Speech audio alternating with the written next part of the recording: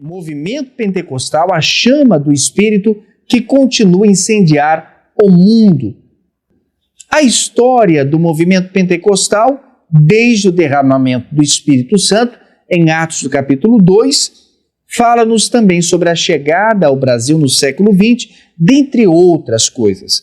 Esta revista tem sido um grande referencial e é poderosa. Que Deus, pelo seu Espírito, encontre o coração mais sedento para poder adentrar e estudar conosco esta lição. Nosso comentarista é o Bispo Ives José do Carmo, terceiro vice-presidente da nossa Convenção Mundial das Assembleias de Deus de Madureira, bem como também presidente da Conemar de Goiás, que é a Convenção Estadual, um dos bispos do Concílio da Igreja Assembleia de Deus do Ministério de Madureira, ou seja, do Colegiado de Bispos, pastor presidente das Assembleias de Deus em Campinas, Goiânia, também advogado, teólogo, dentre outras funções que ocupa.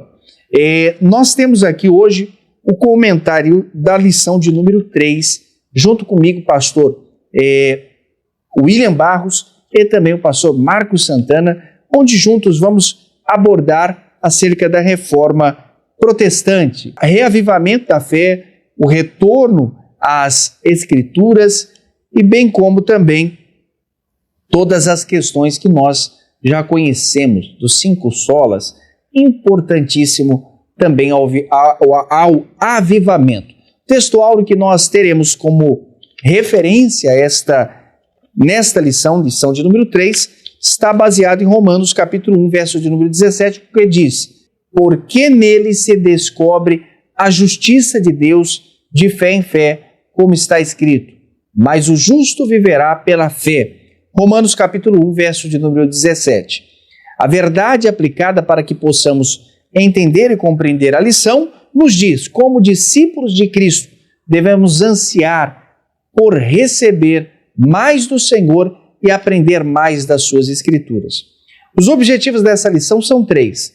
Primeiro, vamos identificar os percussores da reforma protestante, vamos ressaltar também a importância da reforma protestante e vamos reconhecer as implicações da reforma protestante. O texto que usaremos como referência e base para isso está descrito em Romanos capítulo 1, versos de número 16 ao 19. O motivo de oração que nós estaremos nos baseando nesta lição é orarmos para que Deus continue levantando homens corajosos, como foi nestes séculos que a igreja necessitou e careceu de posturas corajosas. E nós vimos o que Deus fez através destes melhor aproveitados. Queridos irmãos, a reforma protestante surgiu do fervoroso anseio de testemunhar mais no viver da igreja, nos valores e crenças revelados pela Escritura. Esse mesmo sentimento que foi observado em diferentes momentos ao longo da história, inclusive em nossos dias, temos então este compromisso. Ponto de partida, somos salvos pela graça de Deus. Pastor Marcos Santana nos falando sobre o primeiro tópico, os percursores da reforma. Meus irmãos, ao longo do estudo dessa lição, eu sugiro que nós tenhamos em mente o tema da lição passada, que foi sobre a necessidade de uma permanente vigilância. Isso porque nós já vimos também na lição passada que ao longo da história da igreja tem ocorrido em diferentes momentos desvios doutrinários, comodismo, indiferença, esfriamento espiritual. Mas também ao longo da história da igreja, como escreveu o historiador Sinan em seu livro sobre o século XX como o século do Espírito Santo, ele escreveu: ocorreram muitas renovações, avivamentos e reformas. Sem esses eventuais despertamentos, a igreja poderia ter se desviado para o caminho da corrupção, do ritualismo sem vida e da completa inépcia. Então, quando nós estamos estudando esses muitos momentos de renovação, avivamentos, reformas, despertamentos, é interessante porque nós constatamos de maneira muito clara que esses movimentos, esses avivamentos, sempre foram precedidos pelo anseio de receber mais do Senhor e aprender mais das Escrituras, como nós encontramos na verdade aplicada. São momentos, na verdade, preciosos para a igreja, porque são precedidos pelo fervoroso anseio de testemunhar mais no viver da igreja os valores e as crenças revelados nas Escrituras. Sendo assim, vamos ao tópico 1. Tendo isso em mente, vamos falar sobre os precursores da reforma. Nós veremos aqui nesse tópico que a reforma protestante ela foi resultado não de um único aspecto, não apenas uma determinada questão, mas foi um conjunto de aspectos e foi desencadeada, não de um dia para o outro, mas ao longo de anos de história da igreja e de várias questões envolvidas.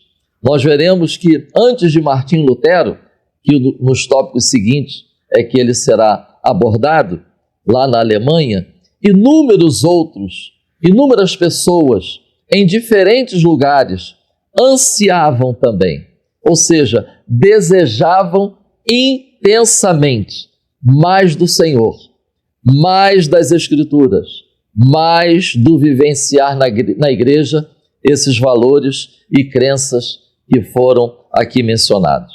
Um outro aspecto importante que precisamos pontuar na lição de hoje é quanto ao contexto da reforma protestante. Ou seja, esse contexto não se resume apenas ao aspecto espiritual, doutrinário e eclesiástico, mas envolve a parte política, social e econômica. Todo um contexto que foi favorável para desencadear a reforma protestante. Evidentemente que será muito útil, e eu recomendo com empenho, que cada irmão procure pesquisar mais sobre o período anterior a 31 de outubro de 1517. Com ênfase, nós vamos ver aqui, com ênfase principalmente na história desses três precursores que estão sendo abordados na lição de hoje. 1.1, John Wycliffe. Eu inicio pontuando que as datas sobre este grande homem de Deus é entre 1328, não há um censo, não há uma ideia comum entre os historiadores sobre a data do seu nascimento, mas vamos considerar aqui em torno de 1328 até 1384. Ou seja, irmãos, nós estamos falando de 133 anos antes da Reforma Protestante. Ele nasceu no norte da Inglaterra. O escritor John Foxe, em seu livro, O Livro dos Mártires, ele identifica John Wycliffe como a estrela matutina da Reforma. Eis aí o impacto que esse homem causou, principalmente na Inglaterra e na Boêmia, com os seus ensinos e as suas ideias. Ele ingressou na Universidade de Oxford para estudar teologia. Tal foi o seu aproveitamento, que ele foi grandemente impactado pelo estudo da Palavra de Deus e mais tarde se tornou professor também na Universidade de Oxford. Como nós observamos, na introdução, em seu tempo, lá na Inglaterra, já havia descontentamento com a Igreja Romana, não somente no aspecto eclesiástico e doutrinário, mas também político e econômico. Um dos descontentamentos eram os pesados impostos papais. Eu estava lendo que na época, cerca de 1 terço do território da Inglaterra pertencia à Igreja Romana. Wycliffe ele se destacou na defesa também dos interesses nacionais, mas também denunciava os comportamentos degradantes dos líderes religiosos. Ele defendia a supremacia das Escrituras. É interessante que esses três precursores que nós vamos ver aqui no tópico 1, isso é comum neles. A relevância das Escrituras, a importância das Escrituras. Wycliffe condenou o dogma do purgatório, o uso das relíquias, a venda das indulgências, ou seja, conceder perdão mediante uma quantia paga aos cofres da igreja, e a infalibilidade papal. Ele defendia que todas as pessoas deviam ter acesso à leitura da Bíblia. Ele organizou e supervisionou a tradução da Bíblia para a língua inglesa. Interessante também o valor que ele dava à questão da pregação. Ele organizou pregadores itinerantes, identificados depois como Lollardos.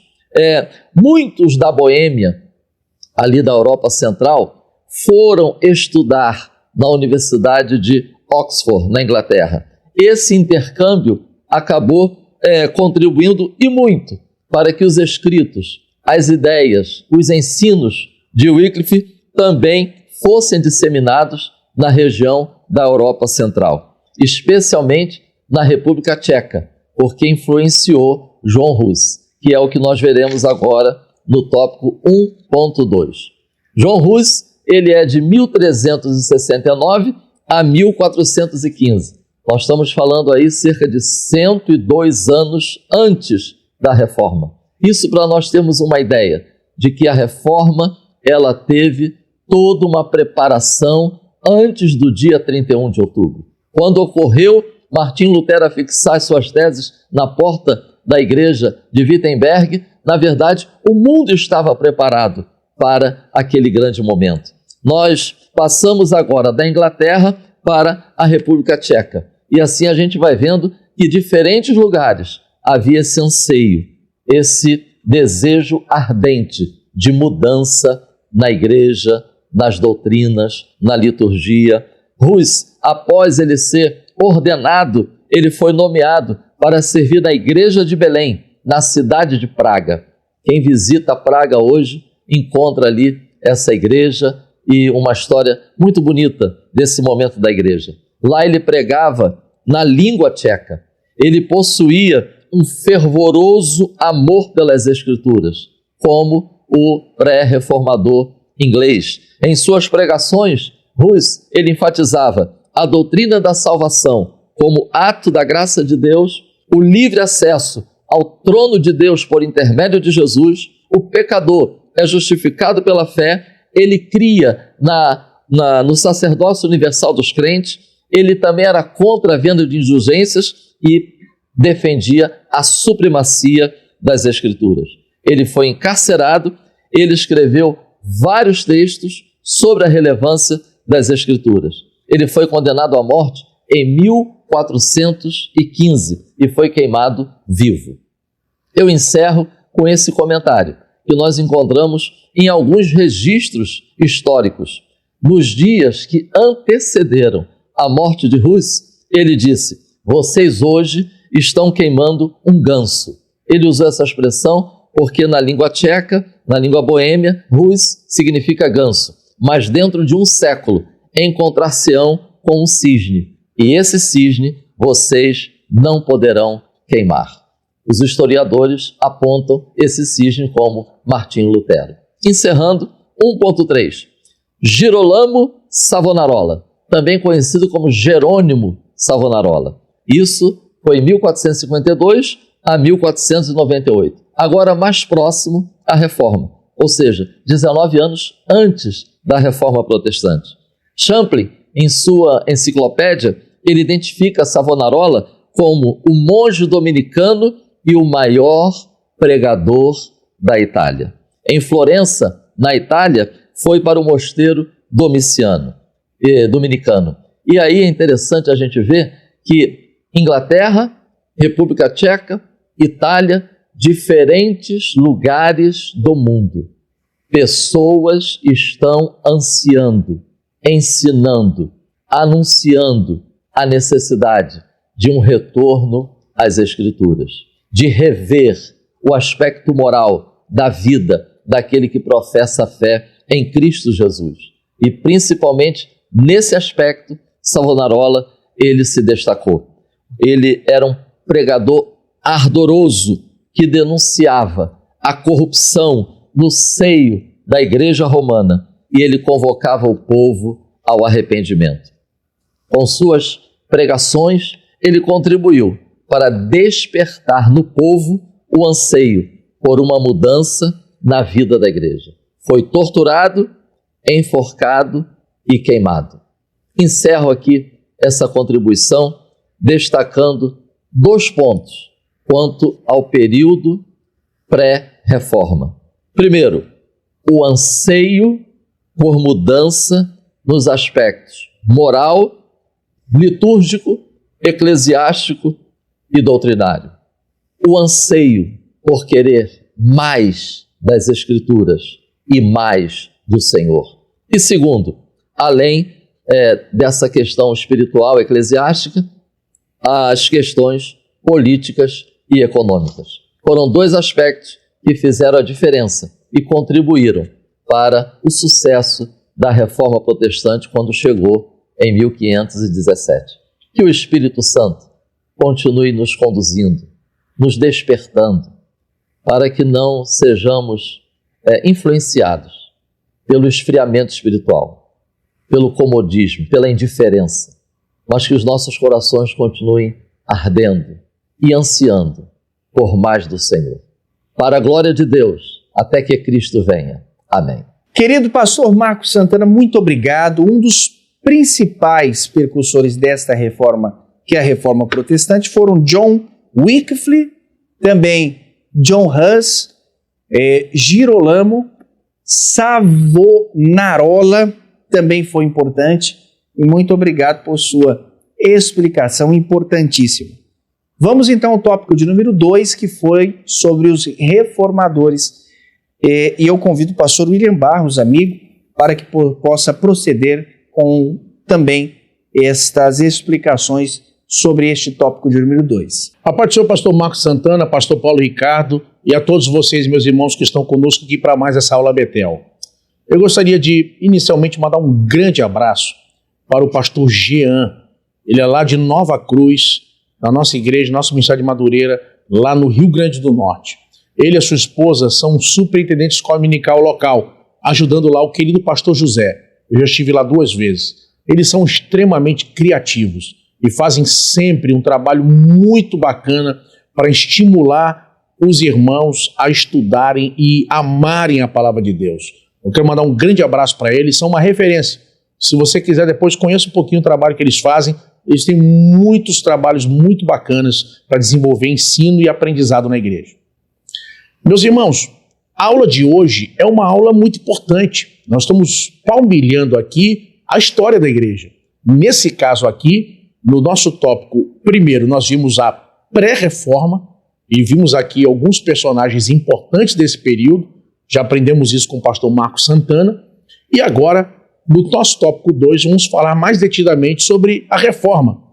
E vamos falar sobre a reforma passando justamente por alguns reformadores.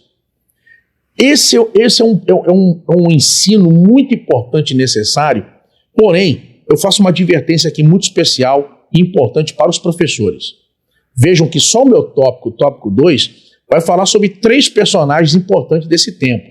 Vai falar aqui sobre Martinho Lutero, sobre Zwinglio e sobre Calvino. É impossível, numa aula que geralmente gira em torno de 50 minutos, falar sobre os 3 personagens, de forma detida e de forma aprofundada. Imagine sobre os outros 3 que também estão no tópico 1, que o pastor Marcos Santana já ministrou. Então você acabaria gastando muito tempo e não terminaria a sua aula.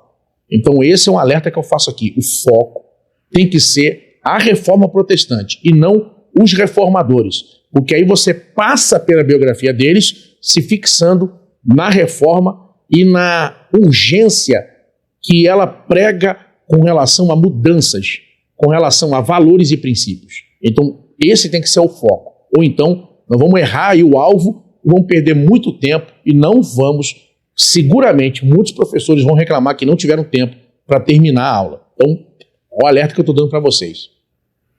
Meus irmãos, entrando aqui nos nossos tópicos, o tópico 2.1 vai falar sobre talvez o mais conhecido de todos, Martinho Lutero. Martinho Lutero, com as suas 95 teses, marcou a história do cristianismo e a história do mundo. Ele teve um livramento, quase morreu com um raio, a partir daí se tornou devoto de Santa Bárbara e seguiu a vida como monge, se tornando um monge agostiniano. Martinho Lutero, ele vai defender uma mudança na igreja. A princípio, o que ele buscava era uma reforma, era uma mudança, era um avivamento, é que a igreja despertasse naquele tempo, a igreja católica, para mudanças necessárias, o abandono das indulgências e tantas outras coisas que se via naquele tempo que estão fora de princípios bíblicos. Ele queria um avivamento, uma mudança e uma restauração do padrão bíblico da igreja primitiva. Quando nós olhamos para a história de Martinho Lutero e das suas 95 teses apresentadas, uma coisa que a gente precisa entender é que a vida dele vai mudar justamente quando ele entra naquela passagem, famosa passagem bíblica. Vou pedir ao Alex para colocar o texto aqui embaixo, quando ele lê: o justo viverá pela fé. O justo viverá pela fé. A partir dessa questão, Martinho Lutero vai entender o princípio da graça e da justificação pela fé, e a sua vida vai mudar para sempre. Martinho Lutero também vai se tornar muito importante na reforma, porque vai fazer a tradução dos originais da Bíblia, hebraico, aramaico e grego, e fazer uma tradução para o alemão.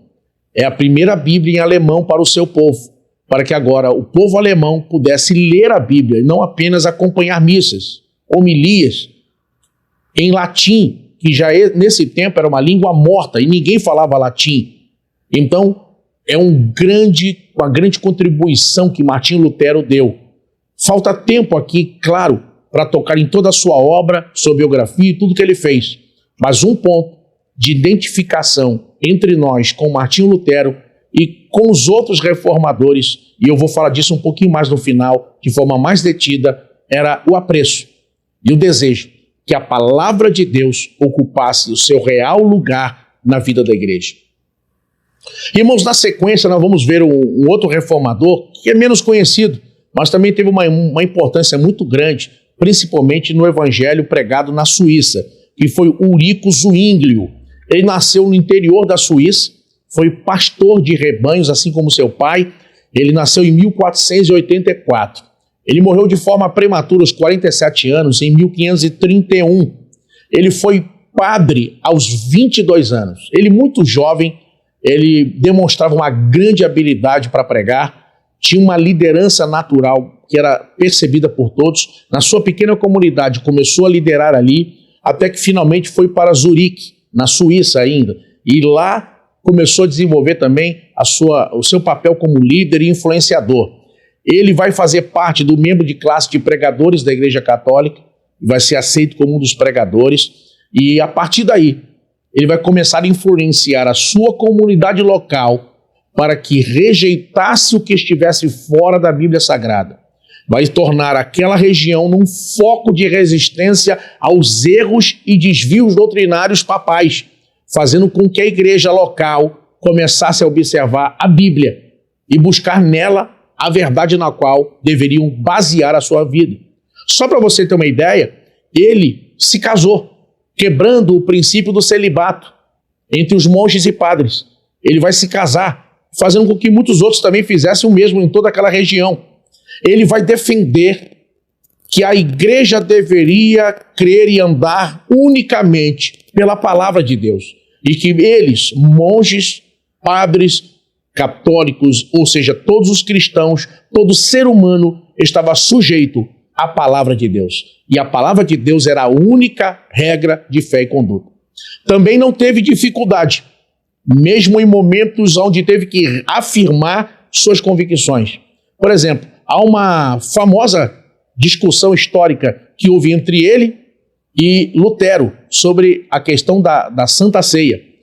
Lutero defendia que no momento da ceia, os elementos da ceia se transformavam no corpo e no sangue de Jesus, o pão e o cálice, enquanto que Zwinglio afirmava que o pão e cálice eram memoriais e não o corpo e o sangue do Cordeiro no momento da ceia. Eram apenas memoriais.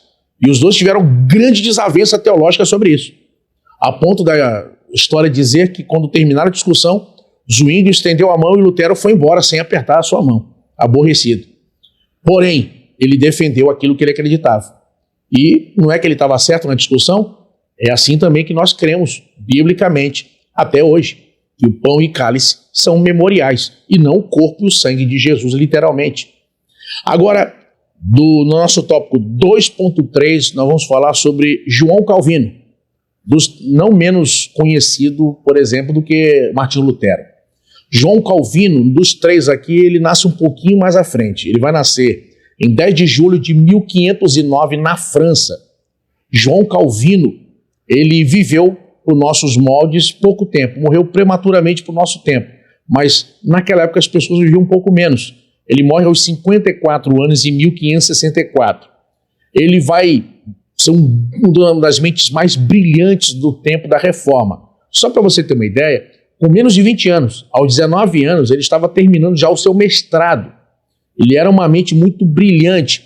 Ele, durante a juventude, ele fica na França e depois ele também percebe a necessidade da igreja de mudanças, de uma reforma, e então ele sai da França e vai para Basileia, na Suíça, onde ele vai dedicar seu tempo ao estudo teológico, para se tornar, a partir daí, um dos maiores teólogos da Reforma e também da história do cristianismo. Só para você ter uma ideia, é justamente nesse período, com 26 anos de idade, que ele escreve, dentre as suas obras, aquela que talvez seja a mais notória, intitulada de A Instituta da Religião Cristã, com 4 livros. O primeiro, Eu Creio em Deus Pai. O segundo, Eu Creio em Deus Filho. O terceiro, Eu Creio em Deus Espírito Santo. E o quarto, Eu Creio na Igreja. Ele também é tido, dentro da história do cristianismo, como o primeiro a estruturar uma academia para preparar obreiros e líderes. Também acredita-se que foi ele que instituiu o aconselhamento pastoral. Então, é impossível avaliar, num tempo tão resumido aqui, a magnitude e a importância desses 3 baluartes aqui, Martinho Lutero, Ulrico Zwinglio e João Calvino. Mas uma coisa desses 3 reformadores precisa ficar nítido e claro para cada pessoa que assiste essa aula. Todos 3 buscavam uma volta aos princípios da Bíblia. Todos 3 buscavam o abandono de práticas que não coadunam com aquilo que se espera da prática cristã segundo a Bíblia Sagrada. Todos 3 buscavam um tempo de mudança e de despertamento na religião do seu tempo. Eu acredito que, olhando olho no olho para cada pessoa que assiste essa aula, trazendo para os nossos dias, trazendo para o tempo de agora, a aula de hoje é uma verdadeira trombeta do Espírito Santo tocando a partir da editora Betel, a partir da classe da escola dominical em todas as nossas igrejas pelo Brasil e pelo mundo, de chamamento aos nossos líderes, aos nossos pastores, aos nossos evangelistas, presbíteros, diáconos, membros, aos líderes de departamento, a cada líder de família, a cada pessoa da igreja, cada célula viva do corpo de Cristo. Há um tempo de rasgar o coração, há um tempo de quebrantamento, há um tempo de sair da zona do comodismo e do conformismo e nos voltarmos com o coração quebrantado para a palavra de Deus. É tempo de se voltar com o coração contrito e verdadeiramente arrependido para a Bíblia Sagrada. É tempo de se perguntar: o que é que existe hoje na minha vida? O que eu pratico hoje que vai contra princípios de Deus, na palavra de Deus, que eu continuo abrigando na minha vida, ou na minha prática diária, ou na minha prática de fé. É tempo. Não podemos permitir que heresias entrem no nosso meio. Não podemos permitir que o pecado entre na nossa casa, que o pecado entre na nossa vida e que passe a ter convivência pacífica com a nossa crença na Bíblia Sagrada, com a nossa prática religiosa. É tempo de se voltar para Deus. É tempo de arrependimento. É tempo de mudança. É tempo de reforma. Que Deus te abençoe, em nome de Jesus. Pastor William Barros, obrigado mais uma vez. O senhor nos ensinou que a reforma protestante foi, sem dúvida, um mover de Deus para redirecionar a igreja até a verdadeira vocação. Obrigado pela sua participação. Vamos ao tópico de número 3, e aqui eu vou poder com você abordar. Peço que curta, comente, compartilhe e propague este vídeo para o máximo de pessoas que puder. As implicações da reforma, que é o que eu vou tratar, você já imaginou aqui viver em um tempo em que tudo ao seu redor estava em plena mudança? A reforma protestante surgiu exatamente assim, em um período de inúmeras e profundas transformações sociais, políticas, bem como culturais e econômicas que estava havendo na Europa. Ela não foi apenas um movimento religioso emergente, mas foi um marco que moldou o mundo moderno e deu origem às denominações cristãs que nós conhecemos nos dias de hoje, mas também do que isso foi para a sociedade, foi um despertar para algo que precisava ser corrigido, a volta à essência genuína da fé, e é sobre isso que vamos falar. O tópico de número 3, no subtópico 3.1, estamos abordando o Espírito Santo na vida de Lutero. Uma relação que fez história para Martinho Lutero foi o Espírito Santo, que era muito mais do que uma filosofia, do que um conto, do que uma ideia ou uma força distante. Ele cria e via como uma pessoa viva, alguém que caminhava ao seu lado, alguém que era digno de ser amado, respeitado profundamente. Lutero não se preocupava com experiências que fossem, digamos, superficiais ou que mexessem unicamente com as emoções, sendo efêmeras e passageiras. Mas ele buscava por um relacionamento real, profundo, transformador com Deus. Então, guiado pelo Espírito Santo, Lutero decidiu se aprofundar na Bíblia e descobriu nela a base para a sua fé e sua coragem. Timothy George vai explicar que Lutero, a Bíblia para Lutero era o próprio livro do Espírito Santo. Era como se fosse algo vivo, de acordo com as palavras de Timothy George. Não era apenas suas palavras, até frases inspiradoras, não. Era isso que pulsava e falava diretamente ao coração. Você já experimentou isso? A palavra de Deus como algo que toca a sua vida, toca a sua alma, transforma o seu dia a dia. Foi essa verdade que incendiou o coração de Lutero e motivou ele a desafiar o que estava errado na igreja da sua época.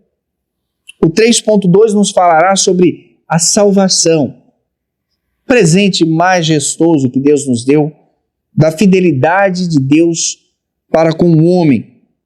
Essa salvação se fundamenta nesta fidelidade.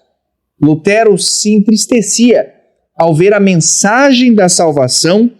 Ele estava muito descontente porque estava sendo distorcida e vãs filosofias que estavam sendo colocadas para favorecer unicamente os dogmas humanos, pessoas que detinham, por exemplo, o perdão de Deus, ele estava à venda. As indulgências que precisavam, às vezes, pagar para garantir a entrada no céu. Ele sabia que isso não era evangelho. Essa mensagem não era condizente com a palavra viva. Lutero era muito fiel às Escrituras, sola a Escritura. Então, portanto, somente as Escrituras era a regra infalível do homem. Salvação é um presente de Deus baseado unicamente pela sua fidelidade. Olha que coisa interessante, muito de forma simples, duvidar da salvação é, na verdade, duvidar das promessas de Deus. Então nós precisamos compreender, para Lutero, essa certeza não vinha de nossas obras ou das nossas mãos, mas da graça de Deus. A graça de Deus e da fé em Cristo Jesus é que nos levava a esta vida contínua. Não é sobre o que fazemos, mas é sobre quem Deus quer que nós sejamos. É isso que nos torna melhores. Em Deus, para Deus e com Ele alcançamos as suas promessas. Vamos ver o 3.3, que nos adverte sobre as 95 teses. Um grito que causou mudança. Não foi unicamente uma carta, mas foi um grito na porta da Catedral de Wittenberg, em 1517, um monge sozinho, pregando 95 ideias em uma porta de uma igreja. Foi isso que fez em 1517 a pequena cidade lá de Wittenberg, ela ser incendiada por uma chama que não retrocederia acerca dos erros que aconteciam na igreja. O que aconteceu foi muito maior do que ele esperava. As suas palavras se espalharam rapidamente, não havia tecnologia, graças aos seus aparatos da época, não havia tecnologia atual de nós escrevermos no WhatsApp e o mundo inteiro saber, mas naquele tempo a revolução, como eu disse no início, ocasionada na Europa, acerca da imprensa, eles puderam então imprimir muitas, como se fosse uma faísca que acendesse, um fogo, uma fogueira, incendiasse. Foi isso que foi provocado, uma renovação espiritual, explodiu naquela região o que Lutero estava propagando. Lutero confiava que era a força do Espírito Santo, não apenas para revelar a verdade, mas para sustentar diante das pressões e opressões que haviam naquela época. Quando confrontamos essas questões pela palavra, os erros pela palavra, e nos mantemos firmes, é como Lutero, sabendo que estava caminhando à luz da palavra de Deus e não tinha como errar. A reflexão hoje para nós é a reforma protestante não apenas pode ser lembrada na história do passado como algo que aconteceu e foi bom. Não, ela é um lembrete vivo e único de que Deus usa pessoas comuns, simples, com coisas extraordinárias.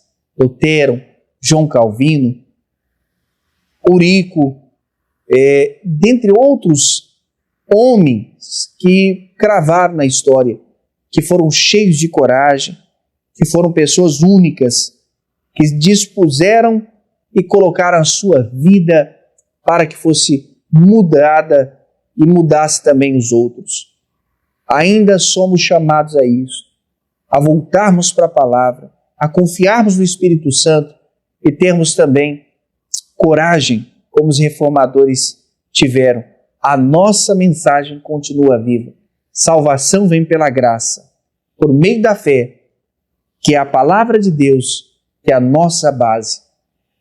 Portanto, eu ensinei que Lutero estava descontente com as práticas e as posições do clero a respeito da salvação.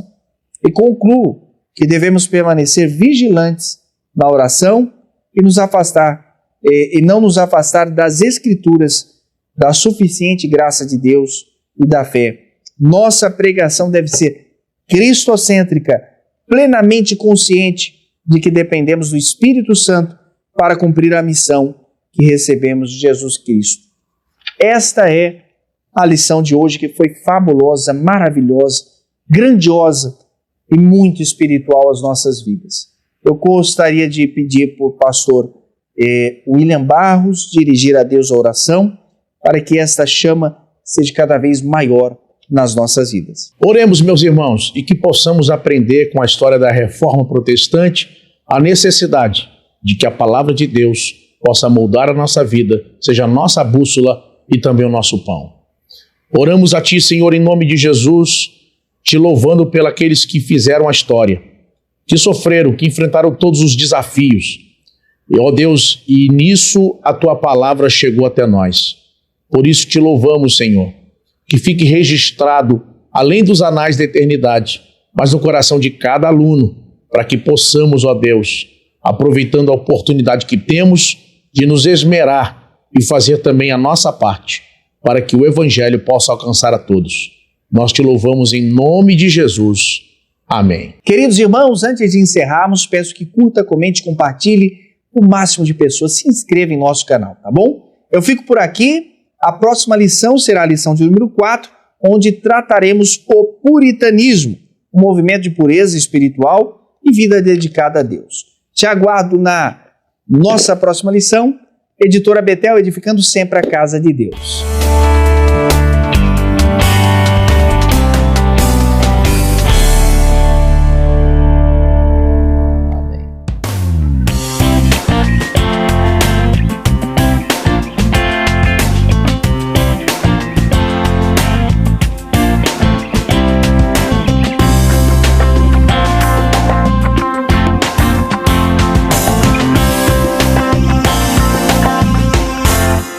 A editora Betel não produz ou disponibiliza as revistas em formato digital. Nós disponibilizamos todo o material de escola bíblica dominical exclusivamente em formato impresso, a fim de que todo o conteúdo que preparamos com muito carinho para você seja melhor aproveitado.